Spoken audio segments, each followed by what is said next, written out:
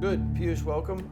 We're here to talk about the Ogilvy Velocity 12 report. And as you know from our discussions, Yes. that report shows that the largest of the growth markets in the coming decade will be India. So some questions for you about that. And it starts with really your view of what this is going to mean for advertisers, the incredible growth of 400 million new consumers, middle class in India. The next I think it reinforces my own belief that as the market grows, as we reach out to India, which has not been reached to date, we will have to use more common sense.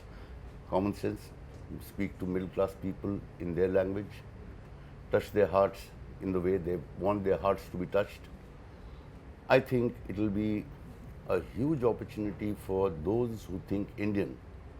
Even multinationals who work in India will have to think Indian, will have to deal with this new population which is coming up, which does not think in English.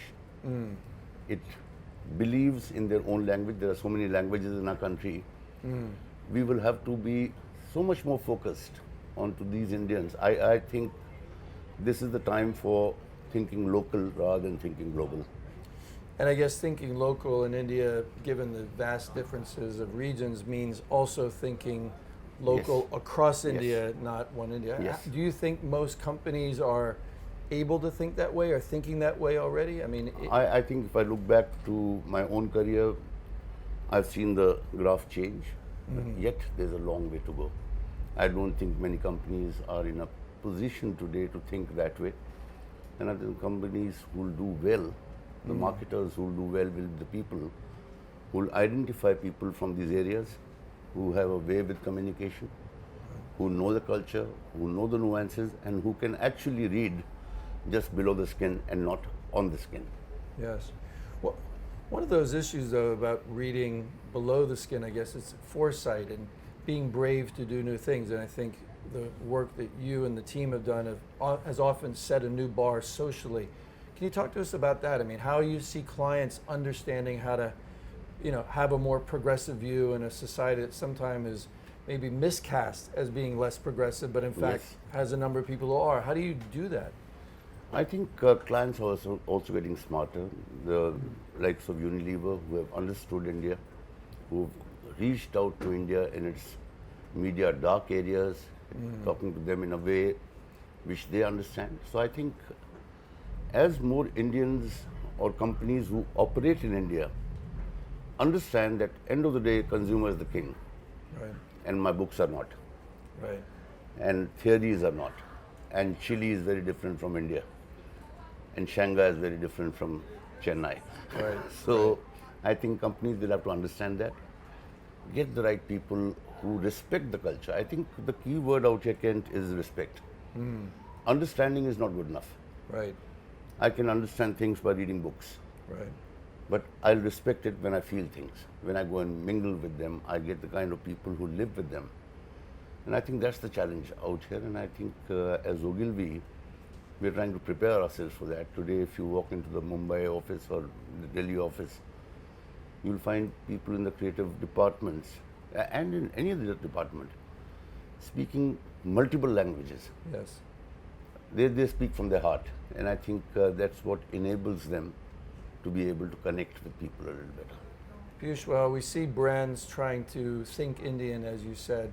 We also see a number of growing Indian brands that naturally think India. Do they have an advantage right now? And what things are you seeing about local brands that are becoming increasingly sophisticated and dominant in new categories?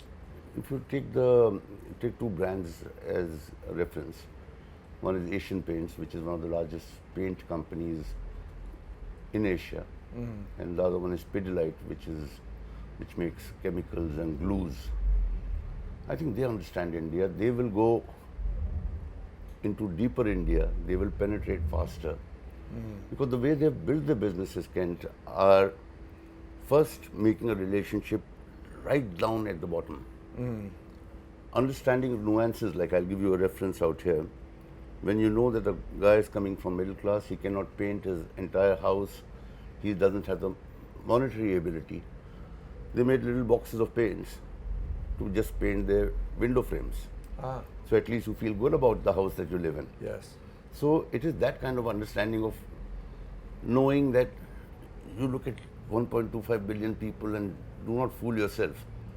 That if you get a small percentage, you will be still larger business than you have in Europe. It doesn't operate that way. You'll have to understand those people, their lifestyles, their needs, their desires, and then be able to get in there slowly. I think Mondelez is a great example of taking a so-called foreign product, which is a chocolate in a market where we live. There are so many kinds of sweets which are traditional.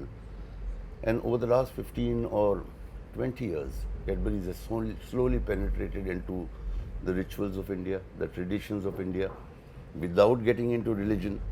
Yes. They've done a great job. And I think the challenge for a Mondelez is going to be now to get those 400 million who are one level below the ones that we have dealt with till now. Wonderful. Thank Thank you. you. Thank Thank you. you.